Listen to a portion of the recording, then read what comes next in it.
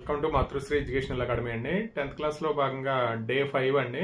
Day 5 సంబంధించి మనకి schedule అండి. ఇది డే 5లో మనకి హిస్టరీ, అలాగే ఫిజికల్ సైన్స్ అండి, అలాగే బయాలజీ అండి.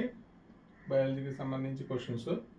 ఇప్పుడు హిస్టరీలో మనకి నేషనలిజం ఇన్ ఇండియా అండి.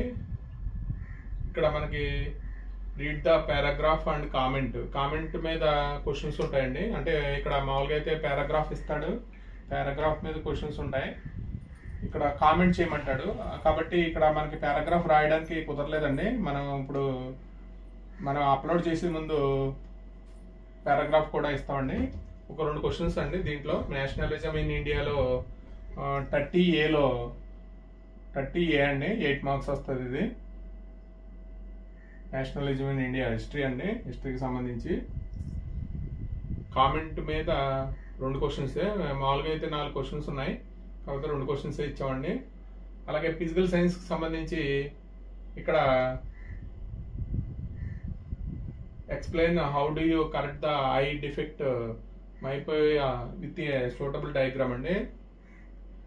మైపోయా హైపర్ మెట్రోపియా సంబంధించి క్వశ్చన్స్ అండి ఇవి. ఇది ఫస్ట్ క్వశ్చన్. అలాగే సెకండ్ క్వశ్చన్ వచ్చి explain the correction of the eye defect hypermetropia with a suitable diagram అండి. 2 క్వశ్చన్స్. ఒకసారి ఇది ఇస్తున్నాడు, లేకపోతే ఈ క్వశ్చన్ ఇస్తున్నాడు. 15Aలో ఫిజికల్ సైన్స్ కి సంబంధించి మనకి 8 మార్క్స్ అండి, 8 మార్క్స్. అలాగే బయాలజీ అండి. బయాలజీకి సంబంధించి మనకి లైఫ్ ప్రాసెస్, ఇది బయాలజీ.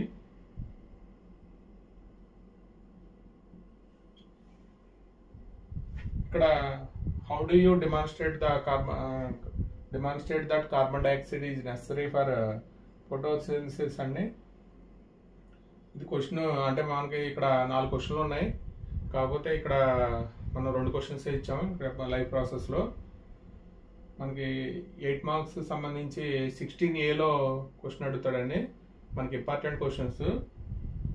అలాగే write the experiment to show that chlorophyll అండి. Chlorophyll is necessary for photosynthesis.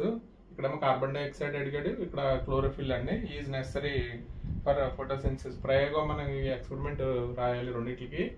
ఇది కూడా మనకి 8 మార్క్స్.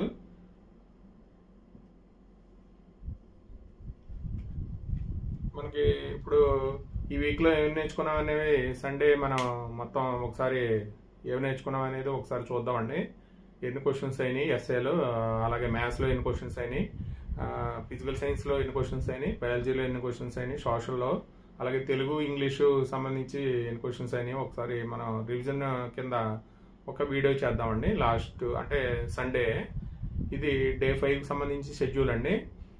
దీన్ని మీరు ఫాలో అయితే మనకి ఎక్కువ కాదండి, 1-2 క్వశ్చన్సే. మరి మీరు ఒక 1.5 hour కష్టపడితే సరిపోతుంది. మీరు క్లాస్కి వెళ్ళి వచ్చిన తర్వాత మీరు హోంవర్క్ అవి కంప్లీట్ చేసుకున్న తర్వాత ఈ సిలబస్ మీద కొద్ది దృష్టి సారించండి. అలాగే ఏమైనా మిగిలితే సండే రివిజన్ షెడ్యూల్ ఉంది కాబట్టి అలా మీరు కంప్లీట్ చేయండి. ఆ వీక్కి సంబంధించి క్వశ్చన్స్ అన్నీ సండే కంప్లీట్ చేసేయండి. మొత్తానికి డే 6కి సంబంధించి క్వశ్చన్స్. ఆ సండే రోజు మార్నింగ్ మనం ఏమేమి చదువుకున్నాం, మళ్ళీ నెక్స్ట్ వీక్ ఏమేమి చదవాలనేది ఒకసారి నేను వీడియో చేస్తానండి. ఈ వీడియో కనుక నచ్చితే మీ ఫ్రెండ్స్కి షేర్ చేయండి, లైక్ చేయండి, సబ్స్క్రైబ్ చేయండి. Thank you for watching this video.